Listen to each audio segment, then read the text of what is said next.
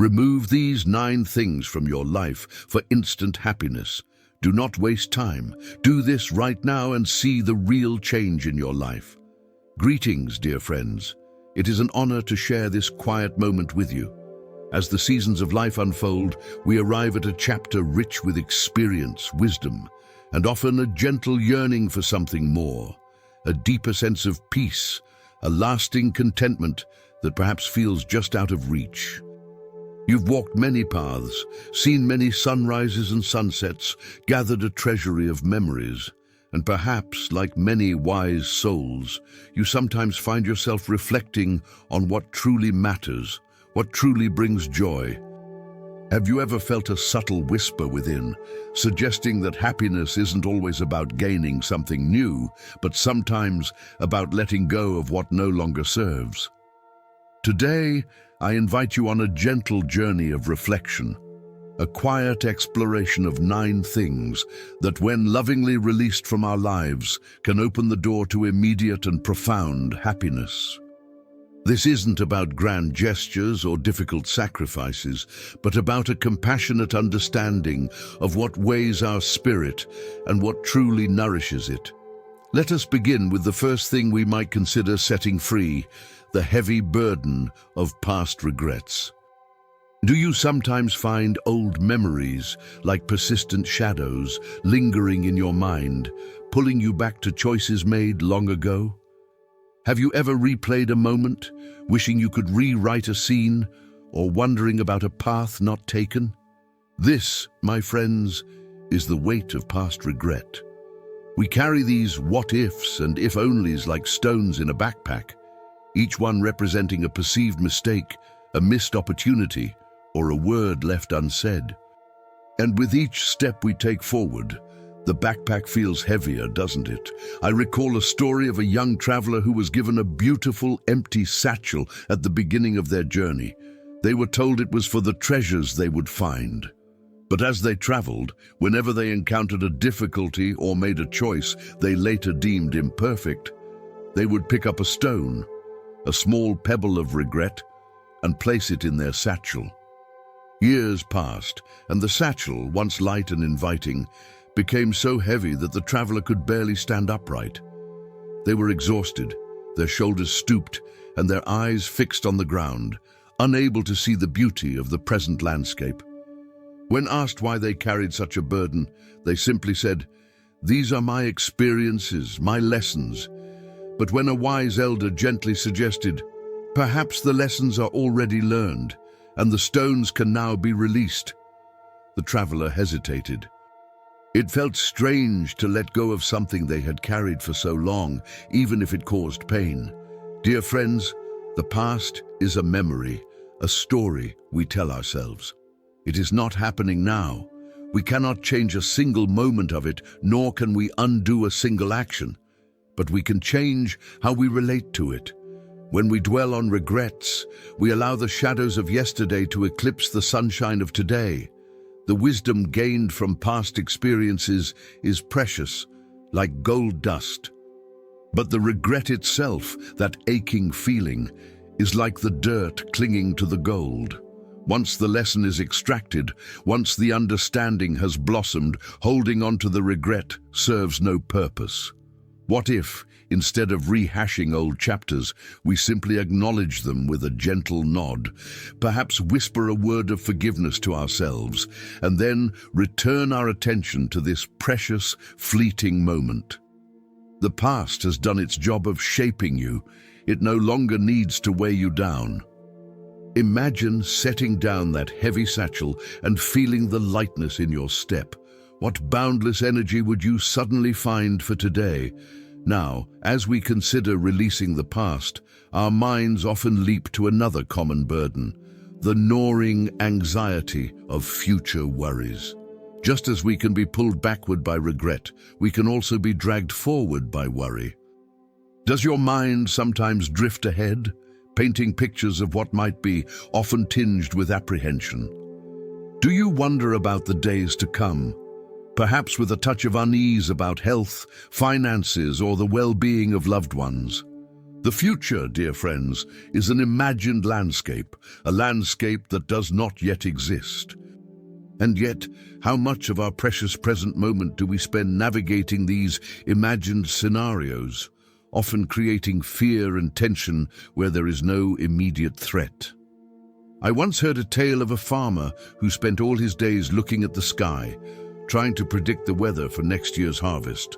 He would meticulously study the clouds, listen to the wind, and consult every almanac. But while his gaze was fixed on the distant horizon, his present fields lay untended. Weeds grew, the soil became parched, and when the time for harvest finally came, there was little to gather, not because the weather was bad, but because he had not tended to what was right in front of him. His worry for the future had blinded him to the needs of the present. Our lives, especially in these golden years, often bring new uncertainties. The body changes, circumstances shift, and the world continues its unpredictable dance. It is natural to plan, to prepare, to consider. But there is a vast difference between thoughtful preparation and debilitating worry. Worry is like a rocking chair. It gives you something to do, but it gets you nowhere. What if we understood that the future, when it arrives, will arrive as the present moment, and the best way to prepare for it is to fully inhabit and wisely act in the this moment, right now. When you find your mind racing ahead, gently bring it back. Notice your breath, the feel of the chair beneath you, the sounds around you. This gentle act of returning to the present is like watering the seeds of your present moment, ensuring a bountiful harvest of peace, no matter what tomorrow brings. Imagine the freedom of releasing your grip on the unknown and trusting in the unfolding. What boundless peace could you find in simply being here now? And as we learn to stay more present, we often notice another insidious habit that robs us of joy, the unfair weight of comparison to others. In our interconnected world, do you ever find yourself glancing at the lives of others, perhaps on screens or in conversations, and feeling a pang of comparison? Do you wonder if you've done enough, or if your path measures up to someone else's seemingly perfect journey?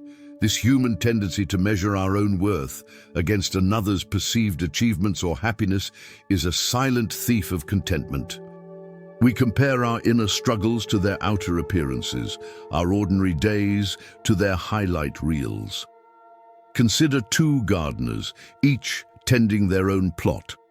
One gardener, upon seeing the vibrant exotic orchids blooming in their neighbor's garden, begins to feel dissatisfaction with their own simple, sturdy roses.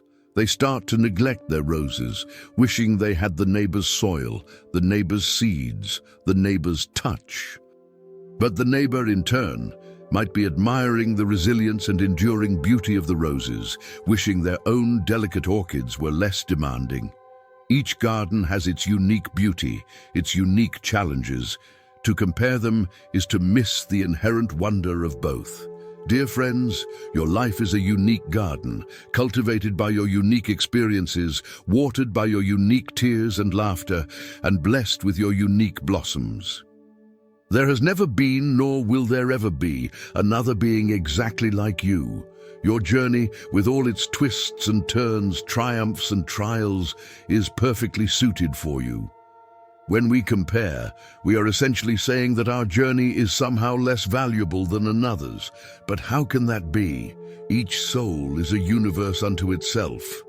What if, instead of looking over the fence, we turned our gaze inward, appreciating the quiet courage of our own journey, the unique wisdom we have gathered, the gentle beauty of our own unfolding? What if we understood that true contentment comes from embracing our own path in all its authenticity rather than trying to walk someone else's? Imagine the inner freedom of simply being wholeheartedly you. What profound self-acceptance would bloom?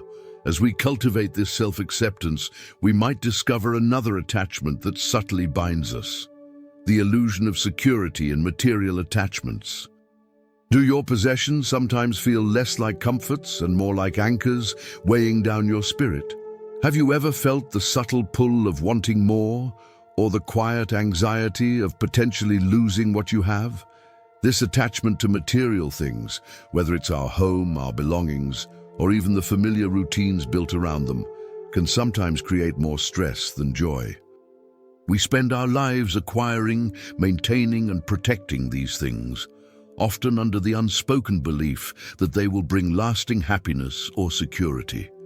There's a story of a wealthy king who had amassed a vast treasure, filling many chambers of his palace. Yet he lived in constant fear of theft, spending his days and nights guarding his riches, never truly enjoying them. Meanwhile, a simple monk, possessing only a single robe and a begging bowl, walked freely, his heart unburdened, finding joy in the rising sun and the kindness of strangers. The king, with all his wealth, was impoverished by his attachment, while the monk, with nothing, was truly rich in spirit. It is not that possessions themselves are bad, my friends. They can bring comfort, beauty, and utility.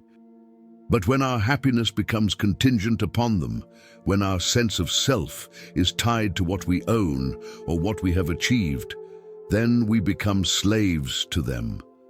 Life is a river of constant change. Things break, wear out, or are simply no longer needed. And in our later years, we often face decisions about downsizing, simplifying, or letting go of cherished items that hold memories. This can be a challenging process, but it is also an invitation.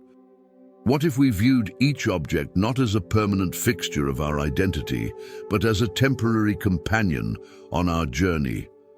What if we found joy in the simplicity of having just enough, or in the generosity of sharing what we have? Imagine the lightness that comes from releasing the grip of ownership, understanding that true security comes not from what we accumulate, but from our inner state of being. What profound freedom would you find in knowing your happiness is not dependent on anything external?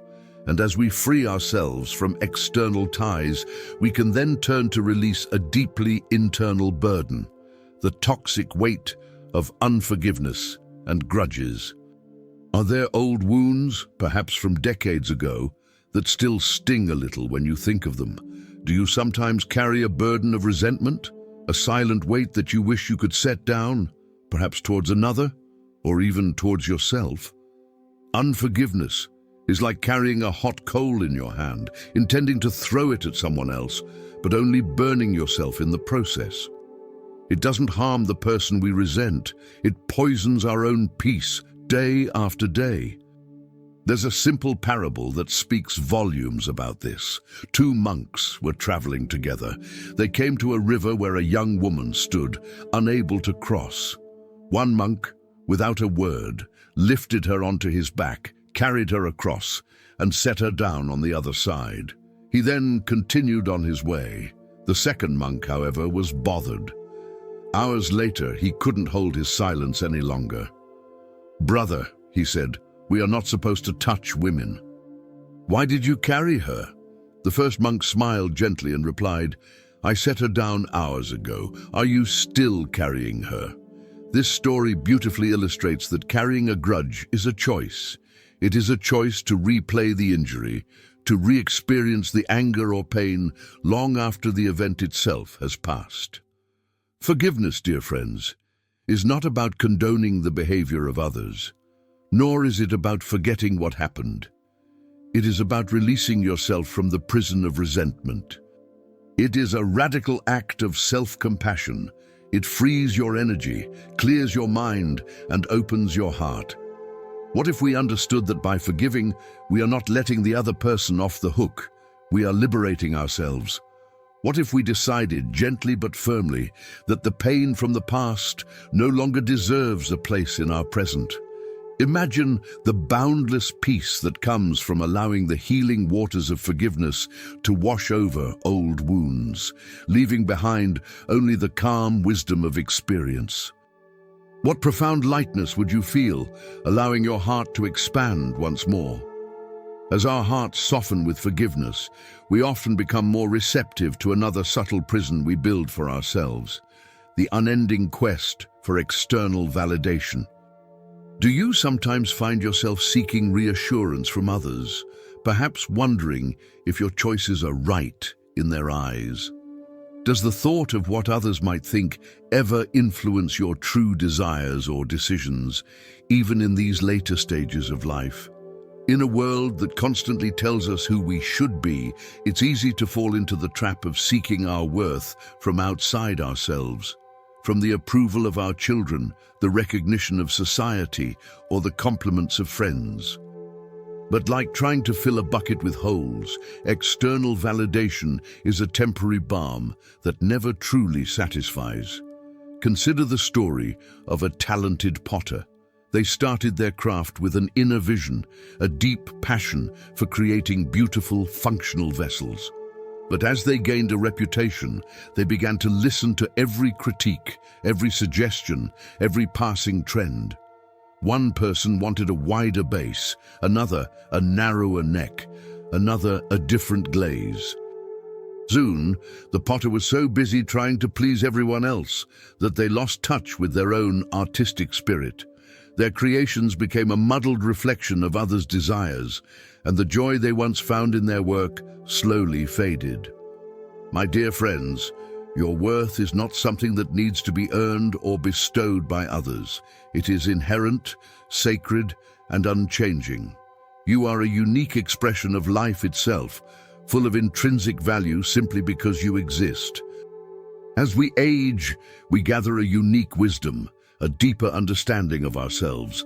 This is a time to trust that inner voice, to honor your own authentic desires, and to live in alignment with your own truth, regardless of external opinions.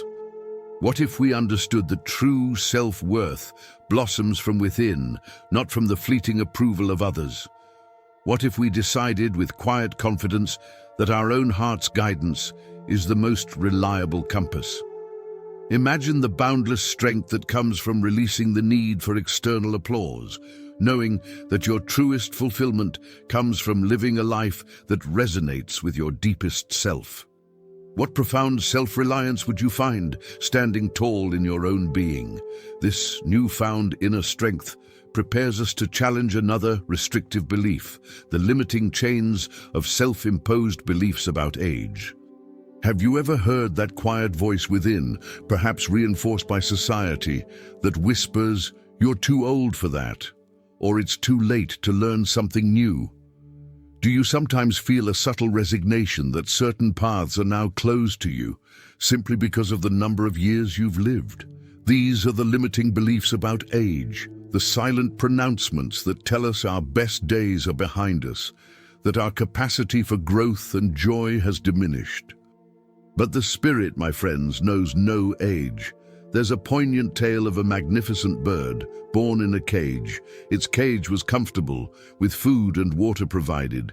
The door to its cage had been left open for years, but the bird never tried to fly out. It had grown to believe that the cage was its entire world, that its wings were only for fluttering within those small confines. It saw other birds soaring in the vast sky, but never once considered that it too could join them. It had internalized the belief of its own limitation, even when freedom was just a step away. Dear friends, the human spirit is infinitely adaptable, infinitely curious. Age brings wisdom, experience, and a unique perspective. It does not necessarily diminish our capacity for joy, for learning, or for new adventures. How many stories do we hear of individuals discovering new passions, starting new ventures, or learning new skills in their 60s, 70s, 80s, and beyond? The limitations are often in our minds, not in our reality. What if we questioned these ingrained beliefs about what it means to be older? What if we understood that every day is an opportunity for discovery, for gentle growth, for trying something new, however small?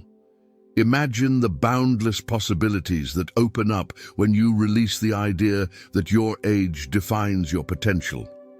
What profound renewal would you feel, embracing each day as a fresh adventure? As we open our minds to new possibilities, we often notice the constant activity within, the restless clutter of a busy mind. Does your mind sometimes feel like a bustling marketplace, filled with endless thoughts, plans, worries, and memories, all vying for attention? Do you yearn for moments of quiet stillness, where your mind feels truly calm and at peace? This constant mental chatter, this unceasing stream of thoughts, often prevents us from truly experiencing the present moment, from hearing the quiet wisdom of our own hearts. It can be exhausting, can't it? Imagine a beautiful, clear mountain lake. When the wind blows, or when stones are tossed into it, the surface becomes rippled and disturbed. The depths are obscured, and reflections become distorted. But when the wind calms and the water is left undisturbed, the surface becomes like a mirror, reflecting the sky and the surrounding trees with perfect clarity. You can see all the way to its tranquil depths. Our minds are much like that lake. The constant churning of thoughts keeps us from seeing clearly, from accessing our own inner peace. My dear friends, we cannot stop thoughts from arising, just as we cannot stop birds from flying over our heads, but we can stop them from building nests in our hair. This is the practice of mindfulness, gently observing our thoughts without judgment, without getting entangled in their stories. When a thought arises, simply acknowledge it, like watching a cloud drift across the sky, and then let it pass. Bring your attention back to your breath, to the sensations in your body, to the sounds around you. This is not about emptying the mind, but about creating space between the thoughts, allowing moments of pure presence to emerge. What if we understood that true mental clarity and peace come not from having no thoughts, but from learning to observe them without attachment? Imagine the boundless calm that washes over you when you gently disentangle yourself from the endless chatter, allowing your inner lake to settle and reveal its profound depths. What deep serenity would you discover within? And finally, as we embrace inner calm, we can gently approach the ninth and often most challenging thing to release: the unyielding grip of resistance to change. As life unfolds, bringing new landscapes and challenges, do you sometimes find yourself clinging tightly to what is familiar, even if it no longer serves you? Does the thought of altering your routine or embracing a new way of being sometimes feel daunting, perhaps even unwelcome? Resistance to change is a deeply human tendency. We find comfort in the known, even if the unknown holds greater potential for peace and joy. But life itself is constant change, a river that never stops flowing. There's a story of an old tree, deeply rooted in the earth, proud of its strong, unchanging form. It resisted the seasonal winds, holding on to every leaf, every branch, even when they were dry and brittle. It believed its strength lay in its rigidity, in its steadfastness against the flow of nature. But when the great storms came, its rigid branches snapped, unable to bend with the wind. Another tree, however, learned to sway, to shed its old leaves when autumn arrived, to let go and trust the cycle of renewal. Its flexibility allowed it to weather every storm, to regenerate and grow stronger with each passing season. My dear friends, life is a constant process of transformation. Our bodies change, our relationships evolve, the world around us shifts in countless ways. To resist this natural flow is to create suffering. It's like trying to hold back the tide with your bare hands. What if, instead of fighting against change, we learned to dance with it? What if we understood that letting go of the old makes space for the new? That adaptation is not weakness, but profound strength. This doesn't mean passively accepting everything, but rather cultivating a flexible mind and an open heart, ready to adapt, to learn, and to grow, no matter what age we are. What if we embraced impermanence not as a threat, but as an invitation to live more fully, more dynamically? Imagine the boundless resilience that blooms within you when you release your resistance and flow gracefully with the river of life. What profound freedom would you find, knowing you can navigate any shift with an open heart? My dear friends, we have walked together through these 9 paths, not to add more burdens, but to gently illuminate what we might lovingly release. Remember, this journey is not about perfection, but about presence, not about emptiness, but about spaciousness for joy. The true wellspring of happiness, that immediate, profound contentment, is not found in accumulation, but in the gentle art of letting go. As we conclude our time together, I invite you to take a deep breath, letting it fill your lungs, and then release it slowly, consciously. With each exhale, imagine releasing a tiny fragment of one of these burdens, a wisp of regret, a whisper of worry, a shadow of comparison. This practice is a lifelong one, a gentle turning towards inner freedom, one compassionate breath at a time. You hold within you an immeasurable capacity for peace, for joy, for profound happiness that does not depend on external circumstances. It resides within you, always, waiting to be uncovered as you gently remove what obscures its radiant light. May your days be filled with peace, your heart with warmth, and your spirit with the quiet, radiant joy that is your birthright. Go forth, my friends, and discover the lightness of letting go, the boundless happiness that awaits you, right here, right now.